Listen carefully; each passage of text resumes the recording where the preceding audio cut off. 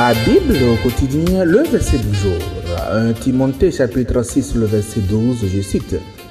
Combat le bon combat de la foi. Saisis la vie éternelle à laquelle tu as été appelé et pour laquelle tu as fait une belle confession en présence d'un grand nombre de témoins. Fin de citation. Glorifions le Seigneur. Alléluia, bien-aimés auditeurs et auditrices dans notre Seigneur Jésus-Christ. Paul a écrit à Timothée, c'était son fils spirituel, ce jeune pasteur timide, souvent malade et qui était confronté à de faux docteurs qui troublaient l'église d'Éphèse. Bien-aimé, l'apôtre Paul, vieillissant et proche du martyre, a adressé à Timothée une exhortation qui nous est tous utile aujourd'hui. Et soudain, après avoir dénoncé l'amour de l'argent dans les versets qui ont précédé notre verset du jour, Paul dit bien dans notre verset, combat le bon combat de la foi. Arrêtons-nous sur quelques mots au niveau du verset. Combat. Bien-aimés, la vie que nous avons, surtout chrétienne, n'est ni un divertissement ou une promenade, c'est une lutte. Mais attention, quand on parle de lutte, il ne s'agit pas de combattre nos frères, ni même d'abord les circonstances. Le véritable adversaire que nous avons, c'est ce qui voudrait éteindre notre foi, le doute, la tiédeur, les séductions du monde, le découragement. Le verset dit combat le bon combat. Voici qui est remarquable. Paul ne dit pas un combat facile, mais un bon combat. Bon parce qu'il est noble, bon parce que je vous dis qu'il est juste, bon parce que ce combat-là, son issue est certaine pour celui qui persévère. Et Paul l'a bien écrit à Timothée plus tard dans 2 Timothée 4, 7. J'ai combattu le bon combat, j'ai achevé la course et j'ai gardé la foi. Combat le bon combat de la foi. Ce combat que nous avons n'est pas mené avec des armes humaines, mais c'est par la foi et la persévérance en Christ. C'est la foi qui nous tient debout quand tout vacille autour de nous. Puis, le verset dit, saisis la vie éternelle. Le verbe grec qui est issu de saisir, c'est le geste de celui qui s'empare fermement d'un trésor. Curieux, n'est-ce pas? La vie éternelle n'est-elle pas un don gratuit de Dieu? Oui, absolument. Mais ce don-là, je vous dis, bien-aimé, il faut le recevoir, le tenir fermement, ne jamais le lâcher. Et c'est l'équilibre qu'il faut pour nous aujourd'hui. Et Paul rappelle à Timothée 2 ancrages. D'abord, à laquelle tu as été appelé. Vous voyez, l'appel ici précède le combat. Ce n'est pas Timothée qui s'est choisi lui-même, c'est Dieu qui l'a appelé. Quelle consolation pour nous, chers frères et sœurs.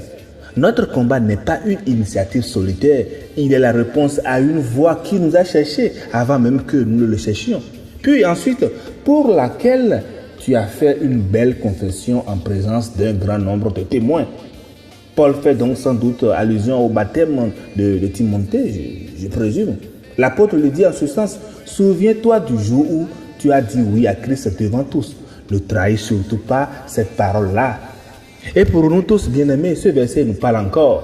Chacun de nous a un jour confessé son attachement à Jésus-Christ devant sa famille, son église, ses amis ou dans le silence de son cœur devant Dieu seul.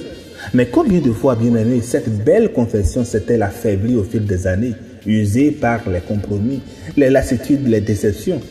Paul nous dit ici dans notre verset qu'il existe un combat, non pour mériter le salut, mais pour ne pas laisser s'éteindre en nous cette flamme-là de la foi. Et ce combat a une dimension, je vous dis, que nous oublions trop souvent. Il est tourné vers l'avenir. Car saisir la vie éternelle, c'est vivre dès maintenant à la lumière de ce qui s'en vient. C'est refuser de sacrifier l'éternel au temporel, l'essentiel à l'accessoire, le royaume aux miettes de ce monde.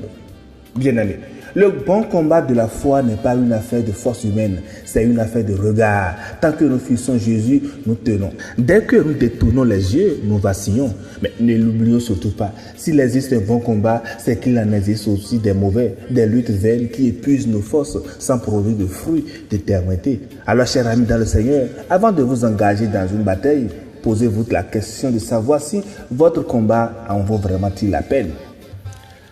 Battez-vous pour honorer le nom de Jésus. Battez-vous pour votre famille, pour garder votre cœur pur, pour préserver votre paix, pour pardonner plutôt que je vous dis d'avoir raison. Pour conclure, bien-aimés dans le Seigneur, tous les combats ne se valent pas, mais il en a un qui est bon, noble et déjà gagné par Christ à la croix. Ne le désertons pas, tenons bon et saisissons la vie éternelle. Bonne méditation et agréable journée à toutes et à tous dans la miséricorde de Christ Jésus. Alléluia, Jésus. my soul.